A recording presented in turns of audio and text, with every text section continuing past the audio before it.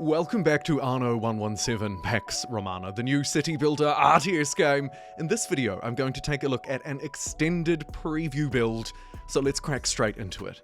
There is a neat campaign mode and an open world endless mode without limits. That tends to be my favorite way to play ANNO, so that's the way I'm going to play it for this video. Speaking of which, I owe a great thanks to Ubisoft, both for sponsoring this video and for providing me with a brand new look at this awesome preview build. For now though, sit back and relax, we've got a lot to cover.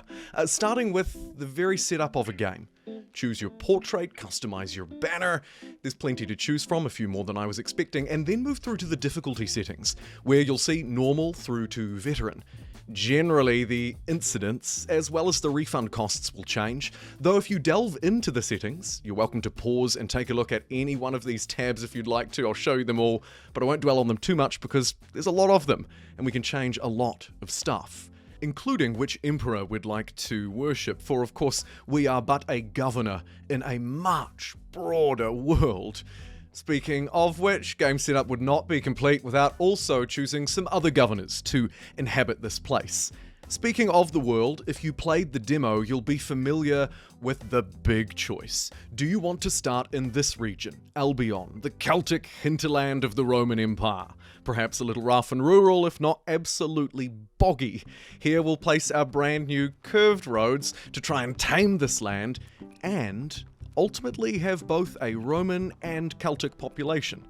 I could have also, of course, chosen to start in Latium, the core Roman province, and we'll return to provinces and talk about how they work a little later on, because spoiler alert, maybe it didn't matter so much, we're going to do a lot of expansion regardless.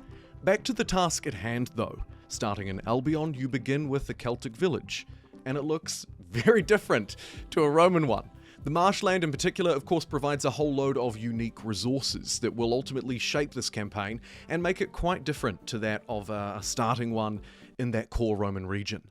Like with previous ANNO games, there's a resource chain system that we're trying to build up here, slowly expanding out, gathering more resources, and converting them into goods. This time around, our population have cultural needs, and they will vary depending on which way I want to move. Here you can see, I could choose to take the left-hand option and go a Romano-Celtic blend, or the right-hand option, sticking to my roots, the Celtic roots. Each one of these options will present different types of populations, from nobles through to smiths, as well as different buildings, and ultimately different goods, resources, and needs for my population. So, hopefully no two sandbox games will be exactly the same, as how you choose to develop, which populations you choose to develop, has a big impact on the way that your city will look, and ultimately the kind of stuff you'll be able to build into. You'll need to meet the needs of your population to begin to rank them up, right from tier 1 to tier 2. For this preview build, we are limited to just before tier 4, so that's as far as we will go in this video. But as you can see, the supply chains become more advanced, now needing charcoal, as well as some pigs, and actually some resources I cannot farm on this island. So there's a need to expand. There's also a need to engage diplomatically. Maybe take on some quests, or indeed get yourself into a little bit of a scuffle. For combat in this game, which we will focus on, particularly in the later few minutes of this video, is more significant than it has been in previous ANNO games. Both land and sea combat, as well as a myriad of defenses on offer that, of course, as you might expect, lean into the resource system, the goods system that we've been talking about so far. My early impressions of early combat are that ANNO does quite a good job at distancing you from it unless you want to go out and seek it out. Unless you want to engage with it, you should be able to do quite a lot of comfortable early city building, just like I'm doing here. There are a few key mechanics that I'd like to highlight and focus on in this preview build. Here you can see a specialist housed inside of my government villa. Specialists and the government villa lean into the prestige system. So too, by the way, do these decorations, including changing the terrain, placing some trees, archways, fires, lanterns, and statues, sort of rounds out a relatively cohesive and, again, diagonally functional aesthetic system. Placing trees, placing flowers, or paths is a really great way to boost up the visual appeal, maybe fill in some of those awkward little spots in between, turning them, like I have done here, into a wee courtyard for people to enjoy. As we move through and upgrade our populations, we'll also start to get some buildings that will directly add prestige to nearby residents, just as other buildings may do with health, or income, or happiness. And this will fuel our expansion even further. Speaking of expansion, here you can see I'm reaching out to a second island, paying a nasty fee to our mighty overlord. I can now start building on this place. After transferring just a few goods over and building a trading post, I can crack straight into my second city, my second settlement. And this is important because, as I mentioned earlier, no two islands are quite the same. Different resources will be available in their oceans, in their mines, in the hills, as well as the overall fertility of the land. If you want to provide sausages and need for your tier 2 populations, you're gonna need some herb gardens. And as you can see here, I have 0% herb fertility. I cannot get herbs in my first island. So I need to head over to my second one, farm some herbs, and then ship them over. Here you can see ANNO 117's trade route system. Thankfully, unlike some other systems I've ran into over the years, this one is relatively intuitive, relatively easy to build and use. Get your ship, select which goods you'd like to load, and then unload at your next destination, and the game kinda just does the rest. It's a fairly straightforward system to use, and it enables massive growth. It also is kind of necessary, right? You're not actually going to be able to meet the core needs of your people, and the minimum number, which tends to be kind of most of them, unless you open up trade, unless you expand to more islands, open up extra trade routes, and get the goods that you need. Thankfully, ANNO 117 provides little boosters, little ways to kind of help you along here. One of those systems that's actually much more than just goods is the religious system. You can see there are both local and global effects. Choose who you want to worship, who do you want to devote your people to, island by island, by the way, and then you can lean into slowly unlocking the extra benefits, the extra production chain boosters, the extra buildings, shrines. You get the idea. It's a fulsome and comprehensive system that supports the greater needs system that's playing out. In this playthrough, I tried to actually really focus in on those, as well as the area of effect. Here you can see the Bardic Health Public Service provides happiness and +1 population to the affected buildings. And so if I can slam this in near a whole load of population, I'll get the greatest benefit. The same goes for negative buildings though, those that pollute or ruin people's health. So there's a really fine balancing act, and I tried to keep things very separated this time around. Not just within one island, but also as I began to expand out, and not just look at my own region of Albion, but also look over at Latium. Here's a small clip you can see of me bouncing between game worlds and looking at the overarching map. Albion, of course, way up there on the Celtic hinterland, Latium smack bang in the middle of the Mediterranean. It's very quick to move between those overarching provinces, as well as islands you may have within them. Thankfully, because it's a big part of expansion in this game. Speaking of expansion, let's talk about the third tier of population. Once you meet most of the needs of your tier 2 dudes, it's time to get some nobles up in here. And the nobles, of course, will unlock their own next set of goods and resources, and in my opinion, particularly enable combat. Talk about that a bit later.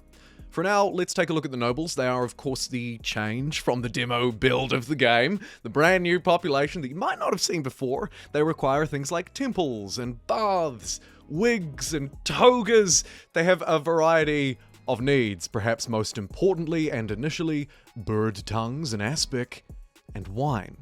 And as you can see from the attributes right here, +4 money, +3 prestige, at the cost of happiness. Or the wine, which gives a whole load of money and happiness at the cost of a little bit of knowledge. These goods are far more powerful, these food items, far more powerful than the things that we had before. Their supply chains, as you expect, are a little bit more complicated as well. I found 2 islands simply wasn't enough. At this stage, really I need to have 3, maybe even looking to get my 4th online. But I'm also focusing on what we'll call my capital island. Aqueducts unlocked. The massive theatre building also unlocked. These buildings, these goods, fashions in this case, provide a great benefit, +5 prestige, but you'll also start to carry some heavy burdens. Pollution, which kind of shows its face in the form of negative health impacts on your people, the spread of disease, and, let's not forget, the spread of fire. For as you begin to build more charcoal kilns and industrialize, for lack of a better word, fire risk, fire safety becomes maybe the #1 issue locally to solve. Assuming, of course, you're on top of your happiness, you've got your research, your faith, all of your other metrics nicely lined up in a row. City expansion, as you start to get the tier 3 buildings, the sort of larger ones over there in the top right of your screen, also really start to take shape here and properly shape the game. My early kind of preview feelings are that the tier 1 and tier 2 populations are very gentle. They're sort of helping you to learn the game. There are some downsides, but for the most part, you can kind of just plod along. As you move through, though, into these new parts that I'm allowed to show you now, like the tier 3 population, maybe your city is around tier 5, you start to really step up the pacing, the difficulty, the challenge, and the immensity of the city build. Take a look here. Now I need to place down things like wells and watchtowers, micro versions of fighting the much larger challenges that are playing out. There's also the combat element, the diplomacy element. I've potentially ignored the Emperor a few times, lost some favor and reputation with them. And yeah, sure, I've probably annoyed some of my neighbors at this point as well. Here I can train ships in the shipyard, and customize them, by the way, add a few extra weapons or what have you. I can also train some land-based units. Here, again, I'll lean heavily into my tier 2, particularly my tier 3 populations, goods and buildings, to try and get armor and weapons, and the kind of things that your troops are going to need.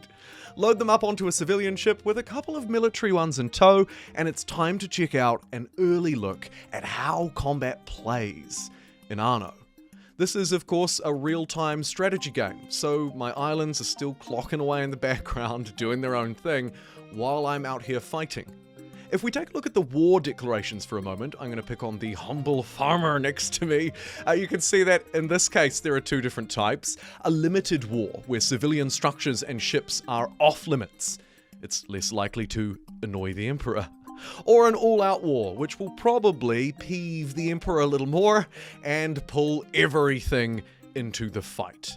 Though when I say everything, granted, I'm jumping the gun here a little bit. This is obviously not an all-out war, a siege or an invasion, but rather me testing the waters and looking to flex my muscle a little bit here in this early preview look. If you're curious, by the way, just a little bit more detail on this fight. You'll notice that my troops, fairly small army, are running into actually quite a lot of defenses. In this war, or shall we say, skirmish, the defenses are both troops, obviously just ramming into them here, fighting one another, but also the defensive buildings, the walls, the watchtowers, everything firing against me. It's impressive and it's predictable. This guy, when I declared war with him, clearly had a huge amount of defensive strength, but almost no offensive strength. Meaning if I were to fight him in open waters, it would be a piece of cake, but fighting him here at home? Clearly challenging, even fairly early on in the game. And as there's a little bit of a build-up to rank up, tear up your cities, your populations, get better goods and gear, it seems only natural to me that fulsome and complete combat, like total sieges, massive fights, likely doesn't come until a little bit later on in a game of ANNO, at least with some more playtime, probably some better upgrades and gear as well. For now though, I'm going to leave this preview video here. I cannot show you beyond tier 3 populations. I can't talk about that part of the game beyond them, or anything else just yet. Thankfully, at the time of recording and releasing this video, ANNO 117 is actually not all that far away. Its launch date, its release date rather, is the 13th of November at the time of recording, just a couple of weeks. It's coming out on PC through Ubisoft Connect and Steam. It's also on console, PS5 and Xbox, so plenty of opportunities for you to get your grubby little hands on it if you want to in a couple of weeks. For now though, I've got a couple of weeks to keep playing and to make some content for you. So let me know the kinds of things you might want to see if you want more Anno from me, and thank you very much for watching. I'll see you next time.